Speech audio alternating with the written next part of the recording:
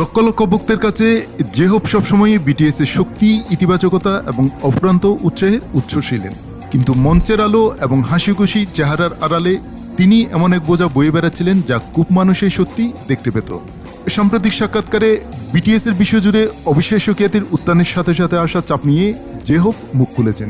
দলের অনুপ্রেরণা ও সমর্থনের স্বাভাবিক দায়িত্ব নেওয়ায় সাফল্যের চাহিদাগুলো সামলানোর পাশাপাশি সবকিছু একসাথে ধরে রাখার জন্য তিনি প্রায়শই নিজেকে দায়ী মনে করতেন।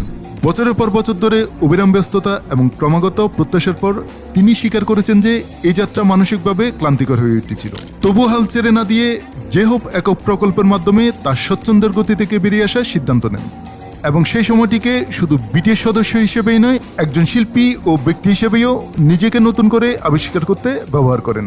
তার অকপট ভাবনাগুলো আমাদের মনে করিয়ে দেয় যে এমনকি সবচেয়ে শক্তিশালী ও মেধাবী ব্যক্তিরাও মানসিক অবসাদের মুহূর্তের সম্মুখীন হতে পারেন এবং সেরে উঠতে, বিকশিত হতে এবং নিজেকে খুঁজে পেতে সময় নেওয়াটা কোনো দুর্বলতা নয়, বরং শক্তি।